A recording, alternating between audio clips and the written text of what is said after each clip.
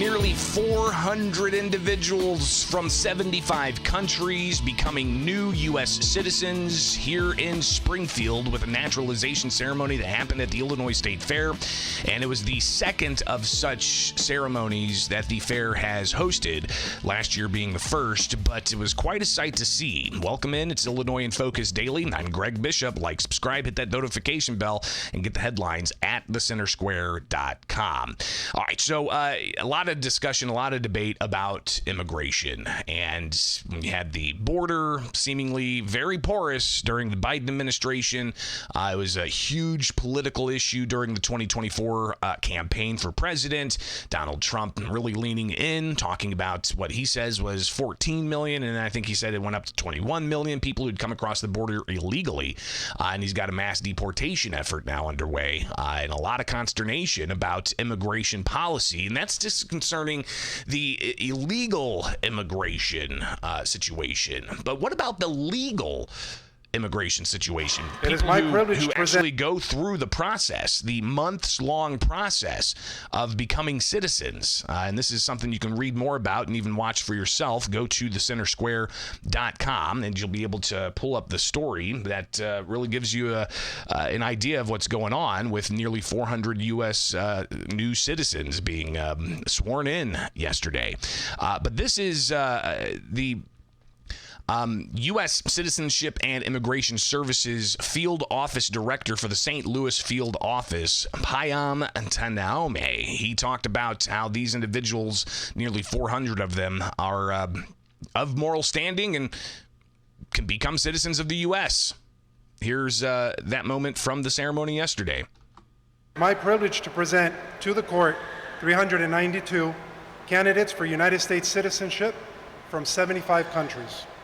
Each of these candidates has been examined by an officer of the United States Citizenship and Immigration Services, and each has been found to meet all of the statutory requirements for naturalization.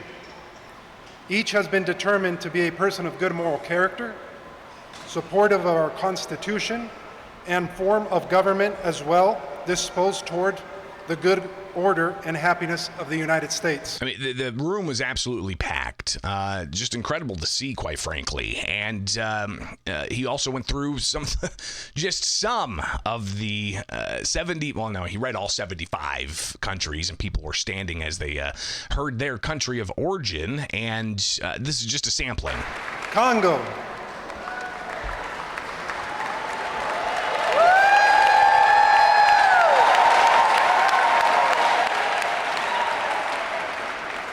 Cuba,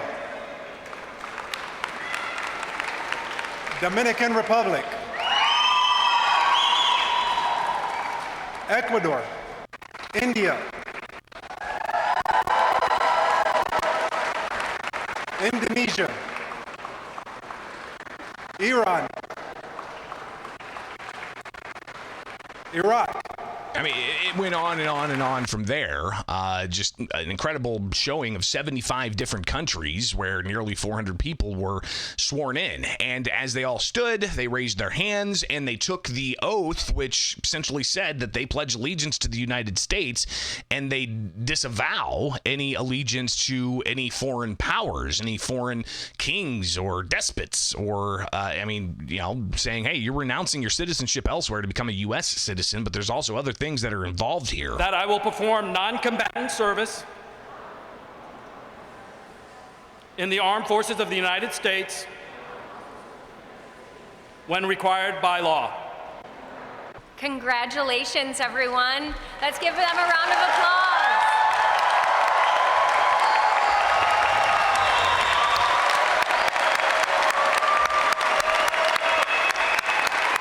So pretty big deal for those individuals who are now new U.S. citizens. Afterwards, I talked to a couple of them. Oleshiye Elliott, he was from Nigeria. He talked about why he wanted to come to the United States. I think I did. How long did it take? It took me about, maybe, I can't put a year to it, but the process was, I think it was quite easy.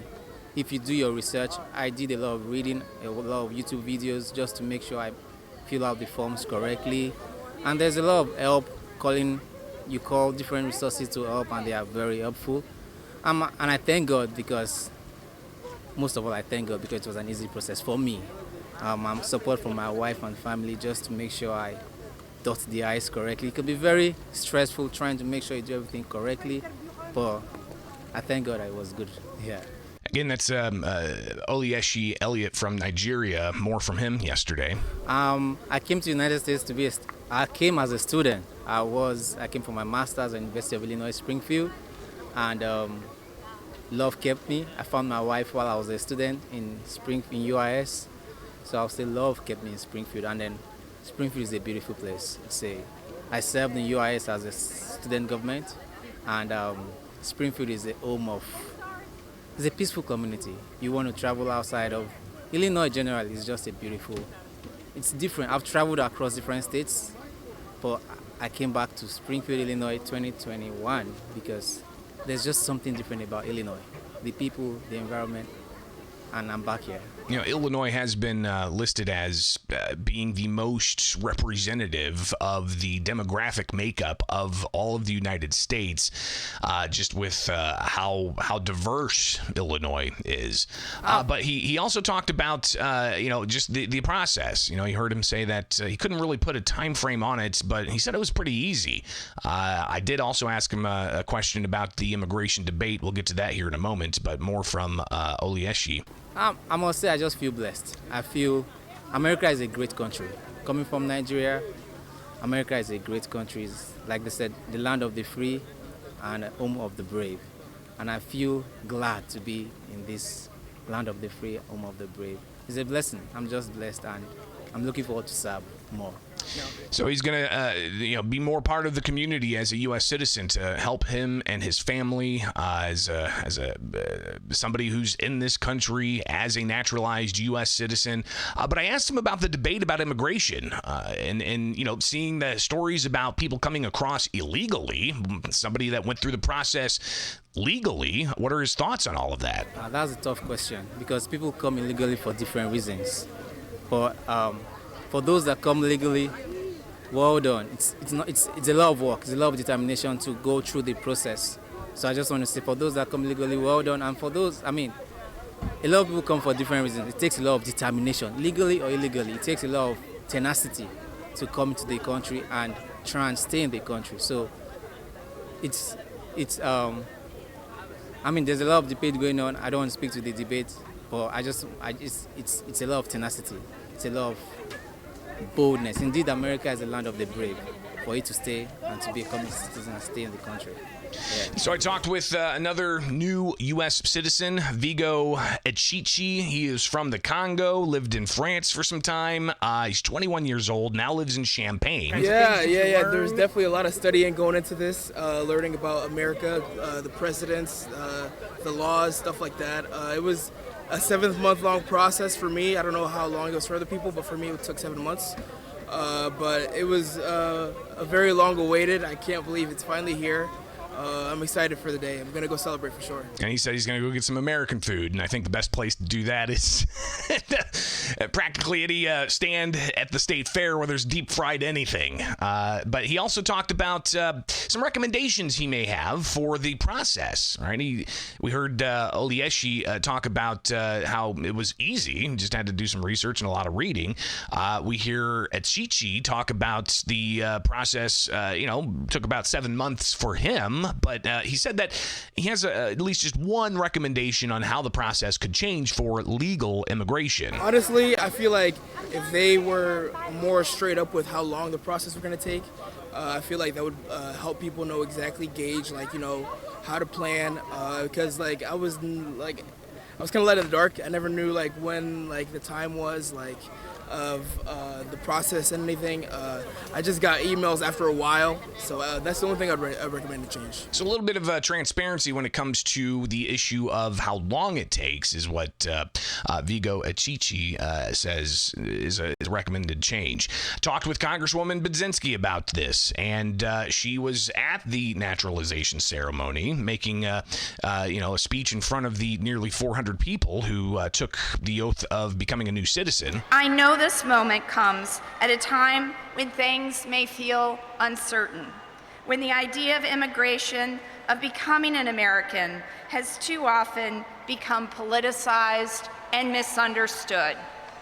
It wasn't long ago that the journey you've taken was universally celebrated, and it should still be.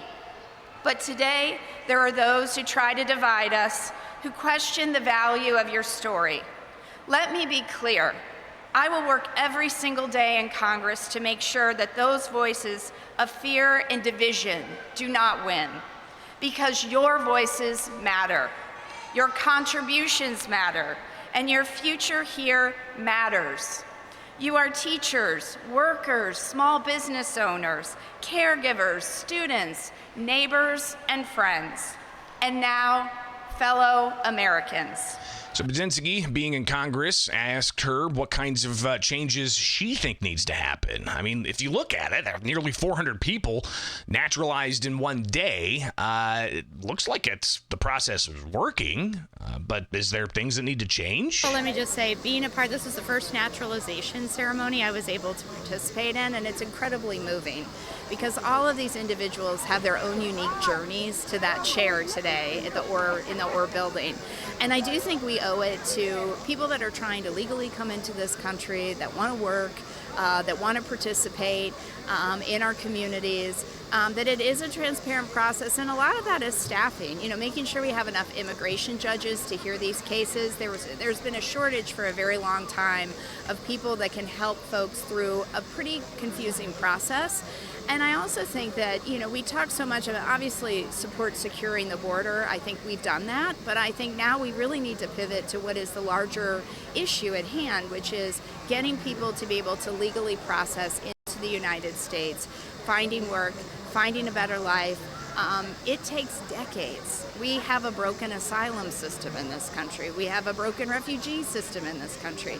And we need a process for folks that want to legally enter to be able to have their cases heard, that they go through the process, but it doesn't take decades for them to do it. And again, you've got a couple of different, groups of people you were talking about in the immigration debate. You've got the individuals like the 400 that were naturalized yesterday, went through the process legally and became naturalized U.S. citizens with all the rights, voting rights, Second Amendment rights, all up and down the rights categories, right? I mean, they had to take an oath to take up arms in defense of the U.S. if required by law.